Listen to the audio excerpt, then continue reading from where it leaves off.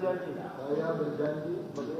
sebagai ahli dalam perkara ini akan memberikan pendapat tentang soal-soal yang dikemukakan pada sekalian saya dan ilmu pengetahuan saya dengan sebaik-baiknya. Semoga Tuhan menolong saya. Ya. Bagaimana? Apa mau kita dengar seluruhnya atau kami mohon agar didengarkan secara sekaligus agar lebih menghemat waktu. Dari penuntut umum? Tidak berkeberatan ya. Yang mau ditanya siapa dulu nih? Saksi ada charge dulu yang boleh. Saksi ada charge dulu ya. Baik. Duduk baik-baik aja nggak apa-apa Pak ahli ini. Ya. Iya. Silakan. Baik, terima kasih yang mulia. Ya. Mohon izin jaksa penuntut umum yang kami hormati. Baik, saudara saksi Dr. Arif Riyadi Arifin tadi mengatakan adalah saudara kandung dari terdakwa Arif Rahman Arifin. Mungkin dapat saudara saksi sampaikan hubungan saudara kandung seperti apa? Mike. Ya, terima kasih. Arif Rahman Arifin ini adalah adik kandung saya. Jadi percis di bawah saya. Kami 4 bersaudara, saya anak pertama. Arif Rahman Arifin ini ialah adik saya langsung. Berarti saudara terdakwa ini anak kedua? Iya, anak kedua. Terpaut usia berapa tahun? Saya lahir 1978, adik saya 1980, 2 tahun jadinya. Terpaut 2 tahun ya. Saudara saat ini masih bekerja berprofesi sebagai dokter tadi ya? Iya, saya berprofesi sebagai dokter. 4 bersaudara ini profesinya apa saja? Yang pertama saya dokter, yang kedua adik saya Arif Rahman, yang ketiga Arif Fadila itu sebagai pengacara, yang keempat perempuan ibu rumah tangga. Baik. Dalam persidangan lalu disampaikan bahwa orang tua dari terdakwa ini adalah seorang anggota kepolisian. Betul, orang tua saya, bapak saya pensiunan polisi berpangkat Irjen Pol. Oke. Kemudian apakah saudara saksi bisa bercerita sedikit tentang pola pendidikan dan masa kecil, pola asuh lah, bagaimana sih seorang purnawirawan polisi ini mengasuh? Tadi anaknya berarti laki-laki 3 ya? Laki-laki 3, okay. Perempuan 1. Perempuan 1. Bagaimana beliau mendidik dan pola asuh? Iya, yang paling dekat memang saya dengan adik saya ini yang paling dekat hubungan keluarganya. Dalam pola asuhnya pun juga paling mirip sebenarnya. Jadi kami memang diasuh dengan keteraturan hidup, di mana secara diatur detail hidup kami, dikelola, kemudian dituntut untuk patuh tentunya pada orang tua sebagaimana agama kami meyakininya. Baik, berarti ada 2 nilai, agama dan kepatuhan. Apakah kepatuhan di sini dimaksud kepatuhan dalam kemiliteran atau kepolisian? Apakah begitu lekat pola pendidikan itu? Jadi dalam kami dididik, memang orang tua itu sebagai simbol nomor 1 di dunia ini yang harus kita patuhi. Simbol nomor 1 di dunia ini setelah Tuhan berarti? Iya, setelah Tuhan. Makanya di dunia ini yang kita harus patuhi pasti orang tua. Jadi orang tua mengarahkan kita apa, maka kita harus mempercayai dan mengikutinya. Karena kita meyakini bahwa orang tua tidak mungkin mengajarkan sesuatu yang salah atau menginginkan sesuatu yang salah untuk anaknya. Oke, baik. Pada saat saudara lahir, orang tua saudara saksi bertugas di mana? Orang tua saya saat itu bertugas di Akpol di Sukabumi. Waktu itu sebagai, saya ingat saya sih jabatannya kalau nggak salah pembina taruna ya waktu itu. Oke, berarti sebagai pendidik ya? Pendidik. Pada saat saudara terdakwa ini lahir, bertugas di mana? Sudah di Jakarta waktu itu. Oke, berarti dengan latar belakang sebagai pendidik. Dan tadi saudara saksi katakan harus teratur. Bagaimana spesifik? Apakah budaya kepolisian atau budaya militer itu diimplementasikan dengan kekerasan, maksud di sini disiplin fisik, atau lebih ke psikis atau seperti apa? Beliau mendidik kami dengan tegas. Jadi kalau kami makan, kami harus duduk bersama. Kemudian anak-anak harus ada dulu, baru kemudian orang tua yang datang. Itu bentuk menghormati kami. Kemudian dalam keseharian kami kalau pola berpakaian kami ya rapi, baju dimasukkan, lurus, celana tuh garisnya lurus, rambut juga tertata rapi, seperti hal-hal begitu Pak. Ya memang. Jadi seperti mengimplementasikan aturan-aturan di kepolisian dalam keluarga ya? Iya, hampir mirip sebenarnya, dan seingat kami memang kami diarahkan, berdua ini diarahkan kalau bisa menggantikan orang tua mengikuti jejaknya. Kalau bisa menggantikan orang tua mengikuti jejaknya, maksudnya menjadi polisi? Menjadi polisi. Kenapa bukan saudara saksi yang menjadi polisi? Waktu itu saya SMP menggunakan kacamata. Karena keterbatasan fisik? Iya, jadi saya ada keterbatasan fisik yang paling memungkinkan akhirnya jatuh pada adik saya ini. Apakah menjadi polisi itu adalah suatu paksaan atau keharusan atau kewajiban atau keinginan dari terdakwa? Kalau dikatakan keterpaksaan, memang didorong, iya. Dan tapi orang tua juga tetap melihat, menilai adakah keinginan atau tidak. Hal itu dibuktikan dulu dengan dilihat dulu waktu itu adik saya ini ketika mau masuk taruna itu seperti apa yang dilakukannya gitu. Dan orang tua melihat dulu, kalau dilihat waktu itu serius, sungguh-sungguh dengan doa dan upaya, baru orang tua itu mendorong lebih lanjut lagi. Jadi saudara terdakwa saat itu menurut saudara saksi cukup serius untuk mendaftar? Bukan cukup serius, bahkan sangat serius sekali pada saat itu. Jadi SMP ini kalau dilihat sekarang kan sudah langsing, kalau dulu tidak.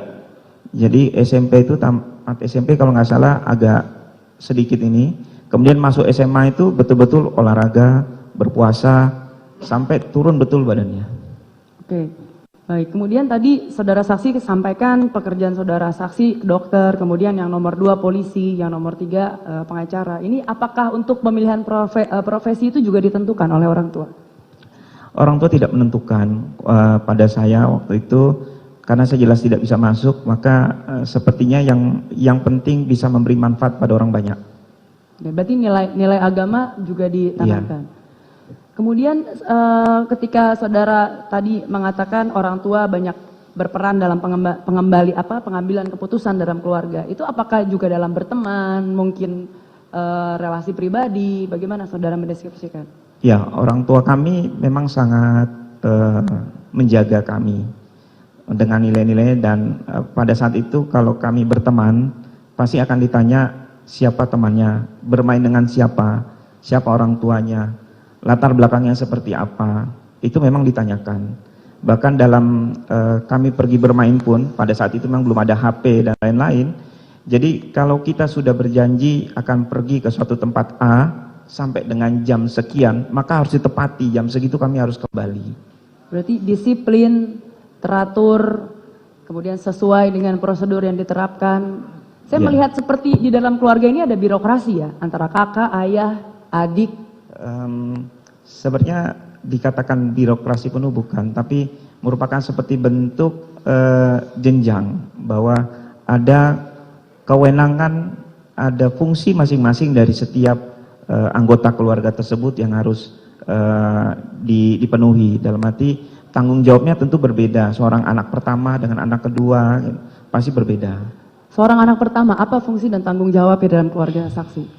Saya kalau dikatakan waktu itu diajarkan, anak pertama itu tugasnya menjaga adik-adiknya, membimbing, melindungi. Kalau tidak ada orang tua maka kakak pertama lah yang bertugas sebagai pengganti orang tua. Apakah ada cerita mungkin yang spesifik yang diingat saudara saksi untuk menggambarkan kewajiban saudara saksi untuk menjaga adik-adik? Saya ingat waktu adik saya ini mau masuk Akpol, di mana waktu itu bapak saya, ingat saya sih sempat bilang, coba lihat adikmu, awasi, dibantu latihannya. Jadi saya ya menemani lari, kemudian latihan fisik. Jadi yang ditanya waktu itu progresnya bukan adik saya, tapi saya yang ditanya progresnya oleh orang tua saya. Oke. Dalam hal misalnya ada hubungan pribadinya pun, orang tua nanya dulu ke saya, kamu sudah ngomong belum sama adikmu? Penilaianmu tentang yang diajukan oleh adikmu seperti apa? Itu ditanya dulu pada saya. Jadi memang ini meskipun tidak diatur dalam suatu aturan, tapi memang seorang kakak tertua ini berfungsi sebagai atasan di dalam keluarga. prinsipnya harus melindungi dan mengayomi aja. Melindungi dan mengayomi, itu yang ditanamkan. Kemudian ketika menghadapi konflik, bagaimana keluarga saudara saksi, relasi hubungan kakak adik untuk menyelesaikan konflik ini? Konflik antara saudara. Maksudnya konflik antar saudara. Adik kakak. Saya berkonflik dengan adik saya ini malah terakhir rasanya ketika masih kanak-kanak ya. Belum akil balik terakhir kami berkonflik. Setelah itu Kenapa bisa nggak berkonflik ya?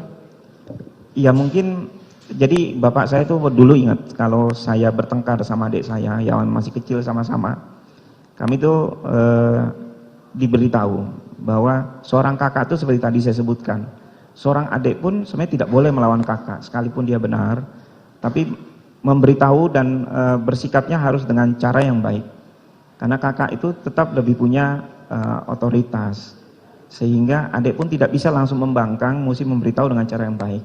Prinsipnya kalau kami sampai bertengkar terjadi fisik, maka yang disalahkan tetap dua-duanya. Sehingga pada akhirnya kami setelah dewasa beranjak, ya sudah kita lebih saling mengerti, menghargai dan lebih paham masing-masing sifatnya. Oke, jadi seingat saudara saksi, adik saudara saksi ini tidak pernah melawan atau bagaimana? Hampir tidak pernah melawan, seingat saya melawan kepada saya itu terakhir bertengkar fisik ya ketika... Kalau ayah, melawan kepada ayah? Hampir sama sekali tidak. Adik saya melawan, kalaupun diberitahu cenderung hanya diam. Atau ada hal yang tidak cocok pun dia tidak akan ungkapkan kepada ayahnya, cenderung diam. Bagaimana dengan adik saudara yang nomor 3? Tadi ada 3 bersaudara ya. Apakah ini sama terjadi atau berbeda? Tidak. Adik saya yang ketiga akan berargumen. Akan berargumen. Kalau adik saya yang ini, Arif Rahman ini, AR, tidak. Dia tidak akan berargumen, cenderung hanya diam, berusaha menerima dan mencerna, walaupun belum tentu pada saat itu dia suka dengan hal tersebut. Oke, curhat. Adik kakak ini pernah ada curhat gak? Komunikasi, bagaimana kalian berkomunikasi? Karena saya dari tadi hanya mendengar cerita tentang birokrasi, saling menjaga, komunikasi seperti apa? Komunikasi kami, ya masa anak-anak kami itu tidak seperti hal layaknya biasa saja, tidak ada suatu hal yang terlalu berat pun tidak ada. Kalaupun komunikasi ya kadang dia cerita sama saya hal-hal pribadi. Nah karena setelah tamat SMA kan dia sudah masuk taruna, otomatis juga pembicaraan-pembicaraan berat itu sudah berbeda ya pasti. Sepengetahuan saudara saksi, bagaimana saudara terdakwa ini memaknai makna orang tua, kemudian atasan, karena kan kemudian setelah lolos taruna pasti ada wejangan-wejangan dari orang tua. Gitu.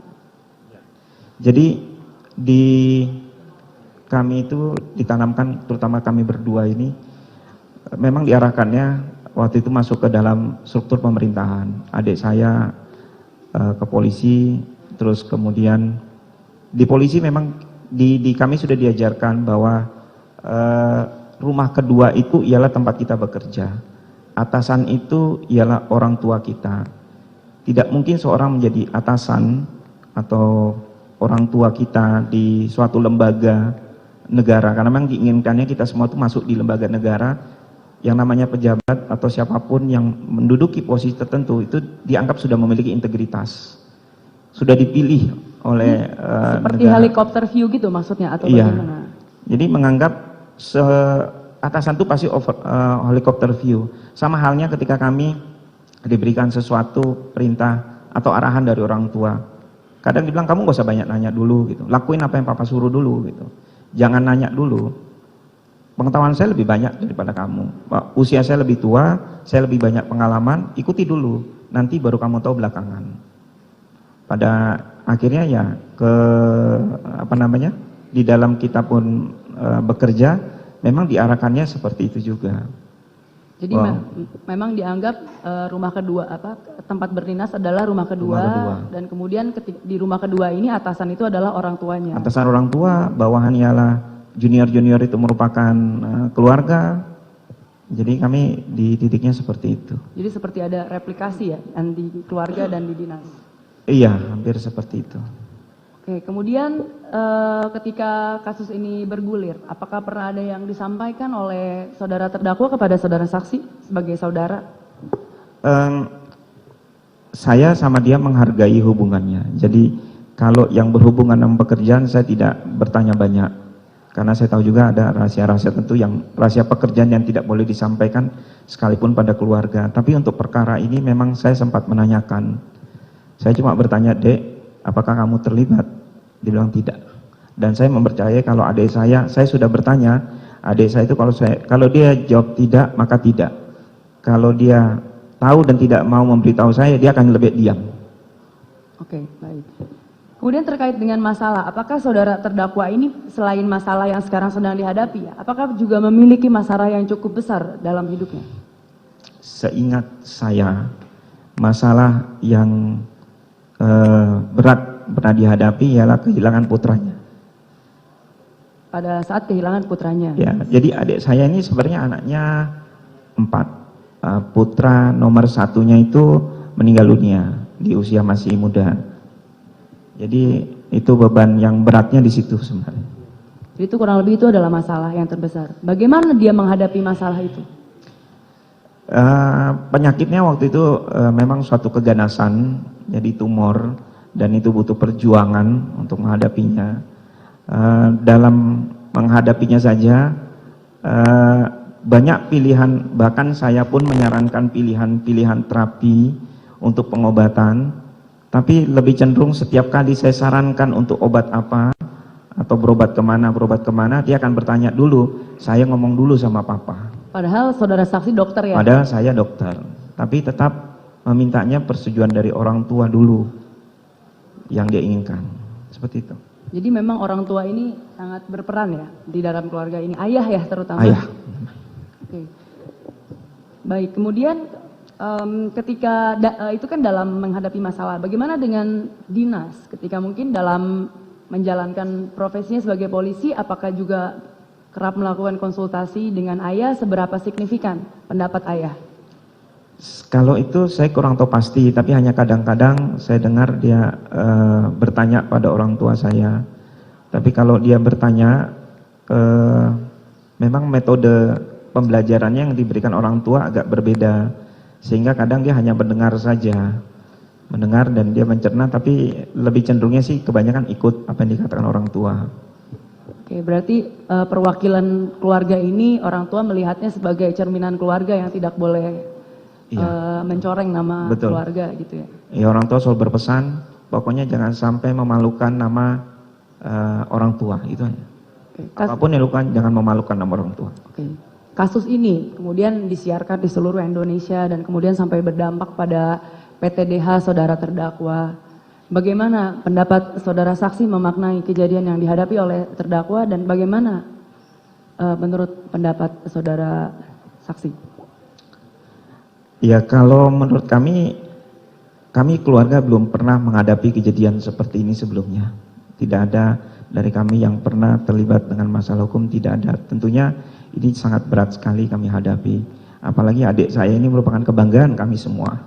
Jadi ini berat buat kami semuanya. Bagaimana orang tua saudara saksi, terutama ayah? Yang jelas kami semua tetap mendukung. Dan ayah saya berpesan pada adik saya, buka semua, kalau memang kamu dijerumuskan atau kamu dibohongi, maka lawan, tidak perlu takut itu. Oke, berarti memang setelah mendapat perintah lawan, baru dia melawan, kurang lebih gitu ya? Setelah dia mendapat perintah lawan, baru dia membuka diri untuk melawan. Baik, mungkin ada pertanyaan dari rekan saya.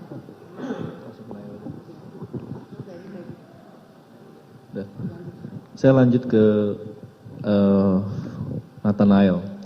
Tadi ada beberapa temuan ya, yang juga disampaikan oleh saksi Arif, di mana juga saudara di dalam sebelum menyampaikan keterangan ahli pada hari ini juga ada beberapa hal yang saudara lakukan terhadap terdakwa dari segi metodologi tentang report saudara. Bisa saudara jelaskan terlebih dahulu tentang metodologi atau tahapan yang sudah saudara lakukan sebelum saudara hadir di persidangan pada hari ini? Baik, terima kasih Bapak Penasihat Hukum. Kepada yang bersangkutan, saya melakukan pemeriksaan psikologi forensik secara tatap muka. Jadi saya bertemu yang bersangkutan, melakukan sesi pemeriksaan psikologi forensik selama dalam 3 hari. Yang pertama di hari Jumat 4 November tahun 2022. Berapa lama itu? Di sesi yang pertama itu, pertemuan pertama kami melakukannya kurang lebih 2 sesi. Jadi kami dalam sesi psikologi biasanya kurang lebih 1 jam sampai 1,5 jam. Jadi kami melakukan 2 sesi, artinya kurang lebih 3 jam. Di pertemuan kedua di Kamis 10 November 2022, saya bertemu dengan beliau cukup panjang, yaitu selama 4,5 jam dalam 3 sesi. Dan di hari Senin 14 November 2022, juga melakukan pertemuan dengan yang bersangkutan dalam sesi pemeriksaan psikologi forensik selama 2 sesi, jadi kurang lebih 3 jam. Jadi kalau di total kurang lebih 10 jam bertemu dengan beliau. Selain pertemuan tadi itu ada ada yang saudara lakukan, alat tes yang saudara lakukan terhadap terdakwa juga? Ya. Dalam pertemuan tersebut kami juga dalam mendukung analisis saudara. Ya, baik, terima kasih Bapak Penasihat Hukum. Kami melakukan pemeriksaan psikologi forensik dengan metode pemeriksaan psikologi forensik ini multi metode, multi tools, Bapak Penasihat Hukum. Artinya kami berusaha untuk memahami profil psikologis yang bersangkutan dan juga memahami, mendapatkan keterangan, informasi mengenai peristiwa yang melatar belakangi tindak pidana yang didakwakan terhadap dirinya. Dan kemudian yang kami lakukan adalah yang pertama, kami melakukan observasi dan wawancara terhadap yang bersangkutan secara langsung. Yang kedua, kami mengadministrasikan beberapa baterai tes psikologi. Baterai tes psikologi terdiri dari tes kecerdasan dan tes kepribadian. Lalu kemudian yang ketiga, kami juga melakukan literatur review atau studi literatur berkaitan dengan konsep atau konstruksi psikologis yang relevan yang kami temukan dalam wawancara dan juga dalam pengumpulan informasi mengenai kasus ini. Terima kasih sudah nonton. Jangan lupa like, subscribe, dan share ya.